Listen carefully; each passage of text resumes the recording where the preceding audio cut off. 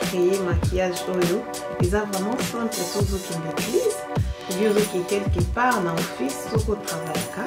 On est vraiment pour tirer maquillage minité, de créer look oyo pour la naturel. Ce qui est pour un maquillage vraiment naturel. Dans la vidéo et puis ça va aider comment est-ce qu'il a créé maquillage so c'est pas comme dans le bas d'habitude que vous sentez que on a baninga non pour on peut pas une fois de plus bah quoi prendre l'eau mon quoi sika donc voilà merci encore dans ma vidéo aussi que t'as là il bosso ba message na zoa prochainement vidéo ya na promettre dans ça là dans l'axe comment que tia fond de teint. Dans la vidéo, on a le bel mini fond de teint, mais vidéo est à tout non là ça comment beaucoup ça la fond de teint pour na kubumba ba imperfection ba tache ba bouton ne longi po et longi na webi ma vraiment très chic très bien comme next so t'as bien remarqué mon na vidéo oh il longi na ngeza ki bruité maintenant na tie fond de teint na tie pena poudre et longi na changer ndé na komi boy donc merci nandé bozo tala comme ça vous continuez sur la question et là au moko tika na ser na ça de mon mieux pour na répondre mieux. C'est tout dans la vidéo. Merci. Alors, tu bandi look oyoboe. Ya liboso bomoni na olaksana eza couleur à gold eza chocolat na otia bakombo ba bilo nyoso na se wana couleur wana ya liboso nde na tiango liboso na nini na lisu na tiango neti mwa base na ngai ya lisu chocolat wana na tiango très bien likola misu mibale ya mibale ya wana na laksi na otia kombo na ona description na zo tiango juste po ezala neti couleur moko ya transition eza couleur eza les plus clair donc yangwana na tina likolo wana pour justement ekwa komona na lisu na ngai ebimisa lisu na ngai vraiment mo munene likolo côté na otia ba fard à paupières na kesu na coin couleur wana na osaleleza ya MAC na olaksa bino okombo na on toujours na description na tiango justement na coin ya misu kaka po epesa lisu na ngai dimension moko vraiment ya munene na tiango na brosse moko eza ya flat après na ke ozwa su neni brosse moko boyo na mélange na obenga toujours lutu nazo sala na brosser yango bien pour ezala te ke ba imperfection monana ke couleur au koto esuki koto non justement je suis en train de mélanger pe ko balola yango très bien pour ba salité ba ligne monana te nazwi siko nini brosse moko ya plat na otia couleur o eza ya gold eza MAC na otia kombo na kati wana na tia juste likula mbuma lisu pona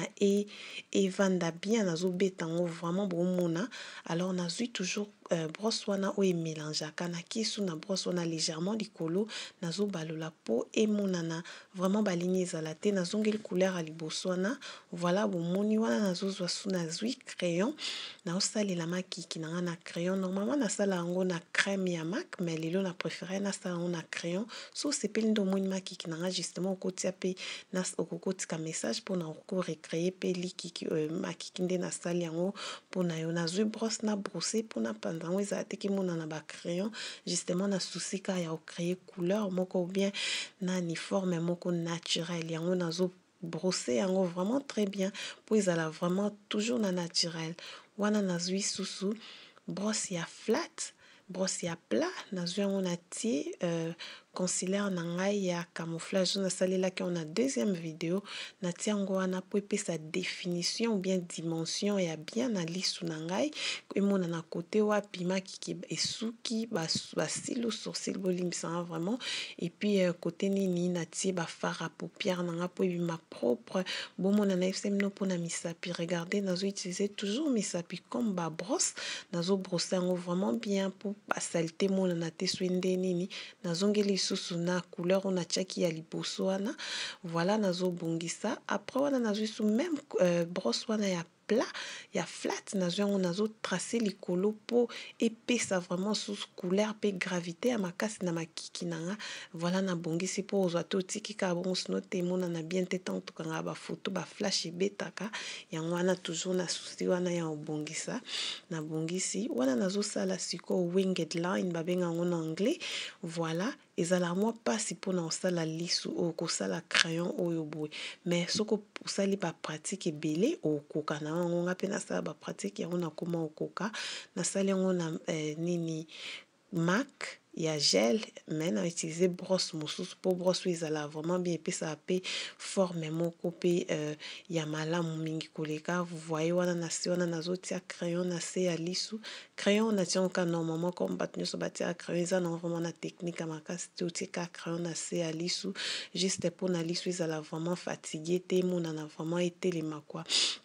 Wana natie sous fond de teint mais la vidéo comme j'ai dit avant na lobeli mingi fond de teint te na lobeli technique à fond de teint te mais na laksi bino ka po bomona comment est-ce que look ekoko zala natie fond de teint ebele te natie ka justement mokie po eza maquillage moko naturel bobosana te eza maquillage à soirée te ya nini te mais eza maquillage moko okotiango pe na église ou n'importe où. Wana na otracer balèvre po na balèvre nango eza bien po kote ya otia rouge à lèvres eyebana eza tozwika otia rouge à lèvres bitiela edébordaka mais so otracer balèvre na boye esalaka vraiment ki ozwi balimite kote nini otia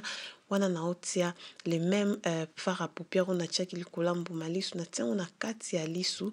po lisu nango ezala vraiment sharp neti balobaka po emonana vraiment etelema makasi eyebana vraiment c'est ça ce que je suis en train de faire natie yango na brosse moko boye ya aigu donc po yango ezala pe brosse ya précision soki ozoli kosala neti otia na kati ya lisu boye natiango juste na bacoin ya misu. Voilà dernier look so sepeli na video oyo voilà aimé yango tia commentaire kobosana te mpona suki nanga nasala vraiment ya grave te parce que suki oyo bakangai nga na kin donc nabendaki yango kaka nabongisi yango na nsima. Et oui, voilà, merci d'avoir suivi. Wana tokutana na prochaine occasion. Kobosana te kotia commentaire ou bien si vous avez une question, tout na justement dans Zalana pour vous répondre. Merci et à la prochaine. Bye bye.